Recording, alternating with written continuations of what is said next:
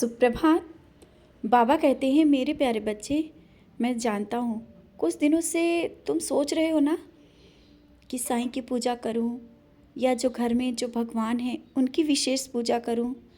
और इसी बातों को लेकर के तुम असमंजस में पड़े हो और चाहते भी हो कि तुम मेरी ही पूजा करो। दिल तुम्हारा मेरी ओर खींच रहा है, लेकिन कुछ बातें हैं जो लोगों की बातों में आ रहे हो और पहले सोच रहे हो किसकी पूजा करूं।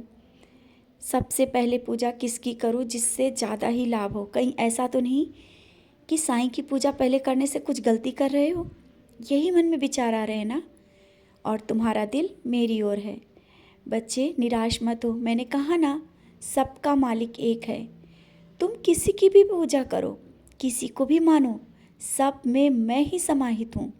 तुमने ये क्यों नहीं जाना, क्यों नहीं समझा? सचरित पढ़ते हो ना, सचरित में भी तो देखो ना।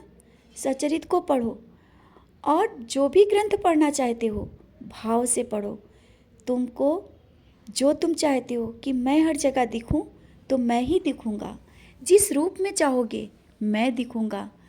बस तुम्हें समझने की ज़रूरत है और तुम्हें लोगों की समझाने की ज़रूरत नहीं है।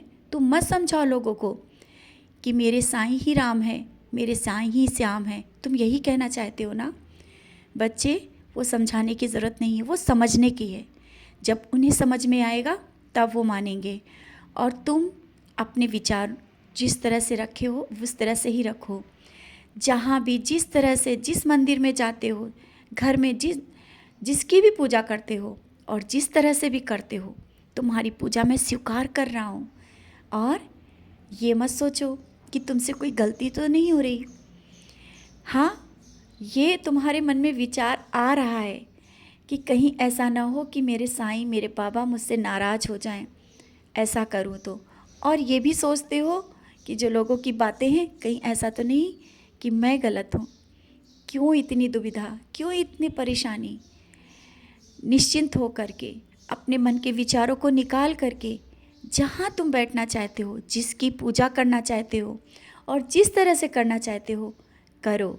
आज से, अभी से अपने विचारों को सिर्फ इतना ही रखो कि सबका मालिक एक है और सब में मैं ही समाहित हूँ। अब समझ गए ना। और हाँ, तुम्हारे मन में विचार आता है ना कि तुम इतना सबके साथ अच्छा करते हो, आज तक सबके साथ अच्छा करते आए हो, लेकिन कोई तुम्हारी बड़ाई नहीं करता है, तुम्हारी कोई प्रशंसा नहीं करता है, तुम्हें कोई अच्छा नहीं कहता है। बच्चे, तुम प्रशंसा के मोहताज नहीं हो। नहीं हो तुम प्रशंसा के मोहताज। तुम जो हो वो तुम स्वयं में रहो।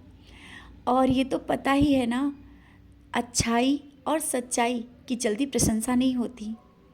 तो प्रशंसा या अच्छाई या तुम स्वयं उसके मोहताज नहीं हो।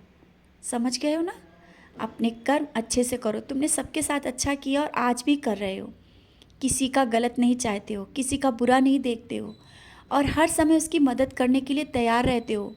भले वो तुम्हारे लिए कितना कुछ सोचे, कितना कुछ गलत सोचे, लेकिन तुम उसके लिए गलत नहीं सोच पाते हो। यही तुम्हारे विचार, यही तुम्हारी भावना तुम्हें सबसे अलग बनाती है। तुम सबसे अलग हो और तुम मेरे बच्चे हो। ये क्या कम है क्या? और जो अभी कुछ नाकामी मिली है या मिल रही है किसी भी क्षेत्र में, तुम आगे बढ़ रहे हो, उसमें अगर असफलता मिली है, इसका ये मतलब नहीं कि तुम बैठ जाओ और दोबारा प्रयास मत करो। क्योंकि तुम्हें पता है ना, प्रयास करने से ही सफलता मिलती है, बैठने से नहीं। और ये मत सोचो कि ये जो असफलता मिली है बस यही आखिरी है। नहीं, असफलता के बाद ही सफलता मिलती है और कुछ कमियां रह गई थी, ये मन में लाओ। जो असफलता मिली है इससे तुम्हें सीख मिली है कि कहाँ तुम्हें कमी मिल रह गई है और उस कमी को दूर कर दो।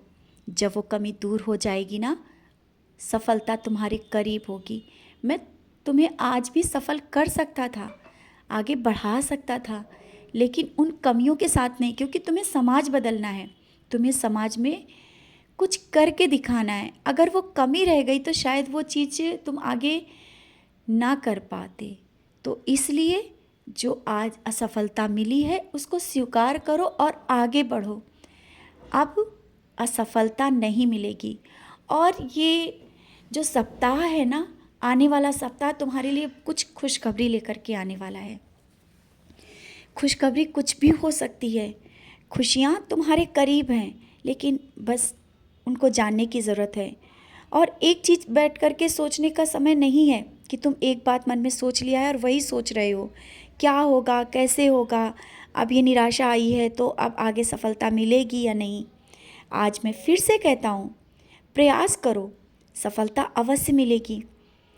क्योंकि गिरने वाला ही संभलता है, और गिरने के बाद और मजबूती से खड़ा होता है, क्योंकि वो गिर चुका होता है।